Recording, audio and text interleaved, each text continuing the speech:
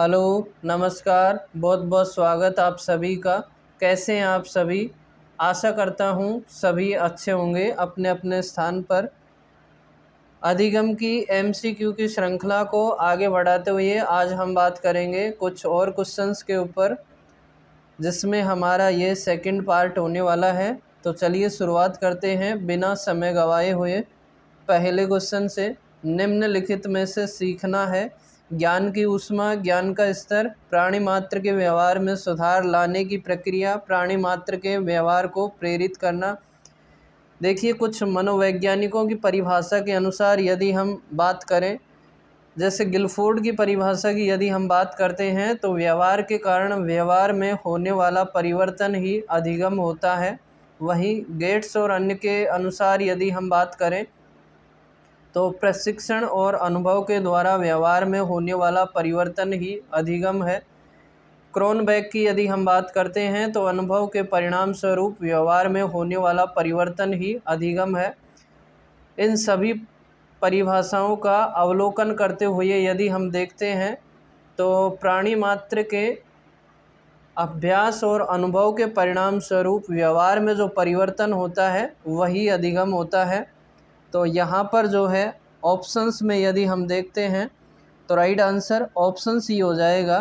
प्राणी मात्र के व्यवहार में सुधार लाने की प्रक्रिया या व्यवहार में परिवर्तन की प्रक्रिया ही अधिगम होता है, यानी कि सीखना होता है। तो राइट आंसर ऑप्शन सी हो जाएगा। नेक्स्ट क्वेश्चन, पावलोव के अनुसार सर्वश्रेष्ठ अनुबंधन कौन सा है? देखिए, पावलोव ने 4 प्रकार के अनुबंधन पर बात की है।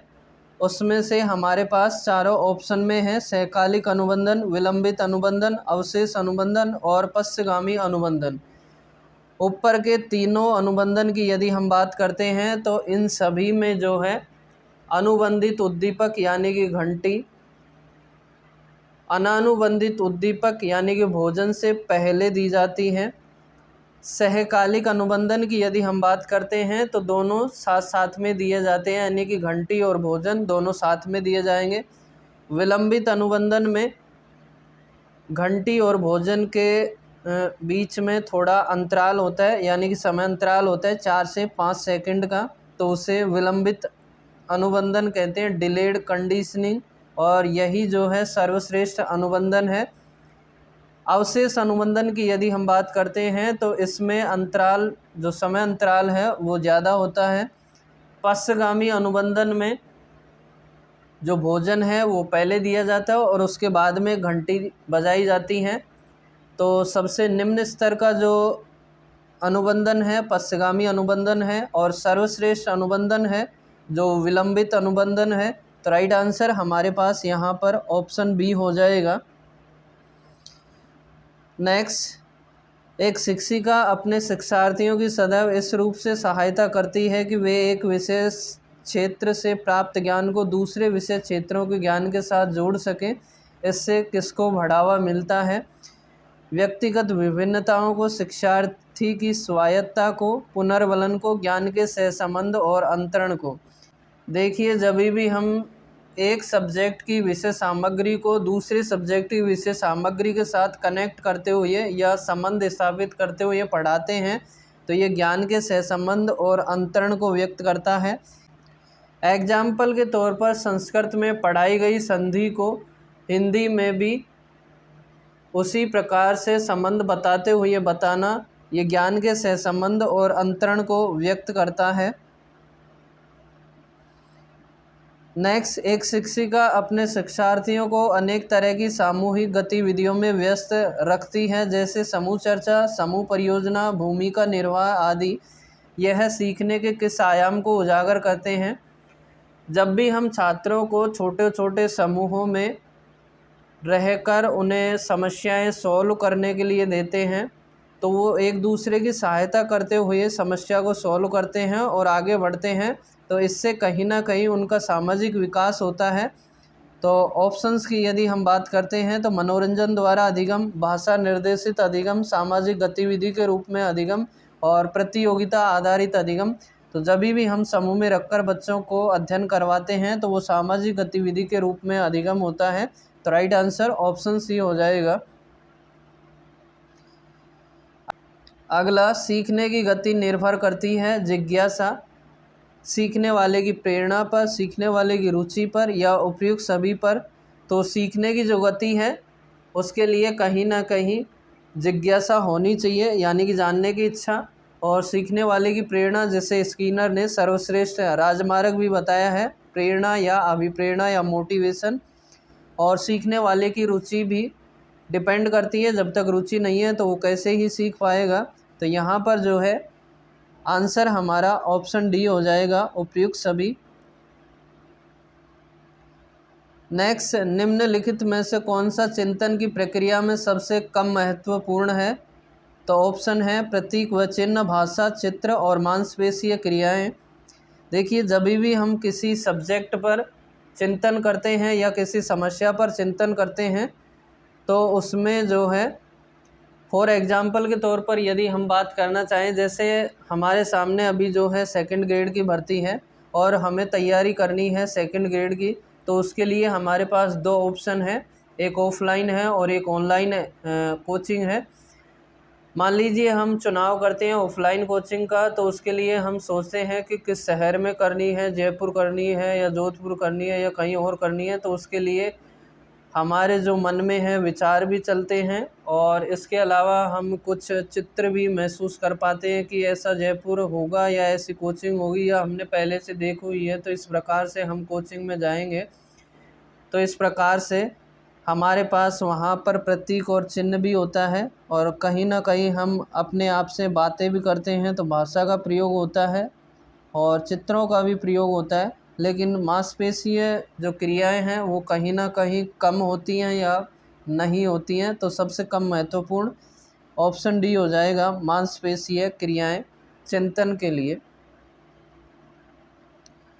नेक्स्ट, छात्र समूह में चर्चा कर समस्या का हल निकाले और शिक्षक सुविधा प्रदाता की भूमिका में हो, यह उपागम है। मल्टीमीडिया उपागम, सिस्टम उपागम, मृदु उपागम, निर्मितवाद उपागम। तो जब भी छात्रों को छोटे छोटे समूह में रखकर हम उन्हें उनकी योग्यता के अनुसार समस्याएं देते हैं और वे एक दूसरे को सहयोग करते हुए समस्या का समाधान निकालते हैं, तो ये जो है निर्मितवादी उपागम के अंतर्गत आता है, या जिसे हम संरचनात्मक उपागम भी कह सकते हैं। तो राइट आंसर यहाँ पर ऑप्शन डी हो जाएगा, निर्मितवाद उपागम। अगला क्वेश्चन, सामाजिक अधिगम प्रारंभ होता है संपर्क से, भीड़ से, अलगाव से या दृश्य श्रव्य सामग्री से? देखिए, सामाजिक अधिगम सिद्धांत की यदि हम बात करते हैं तो इनके ऊपर जो बात की है मनोवैज्ञानिक अल्बर्ट बांडुरा ने बात की है, जहाँ पर जो व्यक्ति है किसी दूसरे व्यक्ति को प्रेक्षण करके या ऑब्जर्वेशन करके या उसका निरीक्षण करके सीखता है या अपने व्यवहार में परिवर्तन करता है। तो यहाँ पर ऑप्शन यदि हम देखते हैं दृश्य श्रव्य सामग्री से, तो दृश्य श्रव्य सामग्री से अधिगम होता है लेकिन सामाजिक अधिगम नहीं होता है। अलगाव से मतलब ही नहीं है और भीड़ से ये भी नहीं है। और संपर्क की यदि हम बात करें तो ये सामाजिक अधिगम के लिए बहुत ज़रूरी है। एक दूसरे से संपर्क स्थापित करते हुए तभी हम सामाजिक विकास कर सकते हैं और सामाजिक अधिगम भी कर सकते हैं। तो यहाँ पर जो है राइट आंसर ऑप्शन ए हो जाएगा, संपर्क से सामाजिक अधिगम प्रारंभ होता है। नेक्स्ट, वाइगोत्स्की बच्चों के सीखने में निम्नलिखित में से किस कारक की महत्वपूर्ण भूमिका पर बल देते हैं? देखिए, वाइगोत्स्की की यदि हम बात करते हैं तो उन्होंने सामाजिक सांस्कृतिक सिद्धांत दिया है जिसमें उन्होंने समाज, संस्कृति और भाषा पर बल दिया है। तो यहाँ पर ऑप्शन के अनुसार यदि हम बात करें तो नैतिक, सामाजिक, आनुवंशिक और शारीरिक। तो ऑब्वियसली ऑप्शन बी हमारा आंसर हो जाएगा, सामाजिक, क्योंकि उन्होंने सामाजिक सांस्कृतिक के ऊपर बात की है। जहाँ भी क्वेश्चन में हमें सामाजिक और सांस्कृतिक दिखाई देता है तो वो वाइगोत्स्की के लिए हमेशा सत्य होगा। नेक्स्ट, सीखने से संबंधित तथ्य निम्नलिखित में से गलत है। सीखना केवल विद्यालय में होता है, सीखना व्यवहार में परिवर्तन है। तो बिल्कुल अभी हमने ऊपर बात की हुई है, सीखना जो है व्यवहार में परिवर्तन करता है, यानी कि जब भी हम अधिगम करते हैं या हमें अधिगम होता है तो हमारे व्यवहार में कुछ ना कुछ परिवर्तन ज़रूर दिखाई देता है। सीखना एक सार्वभौमिक प्रक्रिया है। बिल्कुल, सीखना जो है कहीं एक क्षेत्र विशेष में या किसी संस्थान या विद्यालय में नहीं होता है, बल्कि सभी जगह, हर समय या हर स्थान पर होता रहता है। सीखना व्यक्तित्व के सर्वांगीण विकास में सहायक है, यानी कि व्यक्तित्व का जो ज्ञानात्मक, भावात्मक या सामाजिक, सांस्कृतिक सभी प्रकार का विकास होता है। ऑप्शन ए, सीखना केवल विद्यालय में होता है, तो केवल विद्यालय में सीखना नहीं होता है, यानी कि अधिगम केवल विद्यालय या किसी क्षेत्र विशेष में नहीं होता है, बल्कि सभी जगह विद्यमान होता है। तो यहाँ पर जो है गलत कथन ऑप्शन ए हो जाएगा, क्योंकि यहाँ पर जो केवल है वो गलत है। नेक्स्ट और लास्ट क्वेश्चन, सीखने का वह सिद्धांत जो पूर्ण रूप से और केवल अवलोकनीय व्यवहार पर आधारित है, सीखने के किस सिद्धांत से संबंधित है? केवल अवलोकनीय व्यवहार पर जो आधारित है वो किससे संबंधित है? व्यवहारवादी, विकासवादी, रचनावादी या संज्ञानवादी? तो ये व्यवहारवादी से संबंधित है। व्यवहारवादियों ने जो है प्रयोग जंतुओं पर किए हैं, जैसे थॉर्नडाइक ने बिल्ली पर प्रयोग किया है। तो बिल्ली पिंजरे में बंद होती है, उसमें जो है बिल्ली अनेक प्रकार की क्रियाएं करते हुए कैसे न कैसे पिंजरे का जो है गेट खोल लेती है। और एक समय ऐसा भी आता है जिसमें बिल्ली एक ही बार में पैर रखती है और जो है पिंजरे का दरवाज़ा खुल जाता है। तो इस प्रकार से कहीं ना कहीं बिल्ली अवलोकन कर लेती है और वो जो है गेट एक बार में खोलना सीख जाती है। तो जो व्यवहारवादियों के सिद्धांत हैं लगभग जो है सभी अवलोकनीय व्यवहार पर आधारित हैं। वहीं जो है पावलोव ने कुत्ते पर प्रयोग किया है, स्किनर ने चूहे पर प्रयोग किया है। तो यहाँ पर जो है राइट आंसर व्यवहारवादी हो जाएगा। तो चलिए मिलते हैं अगले वीडियो में, तब तक मुस्कुराते रहिए, पढ़ते रहिए, मस्त रहिए। धन्यवाद। जय हिंद, जय भारत।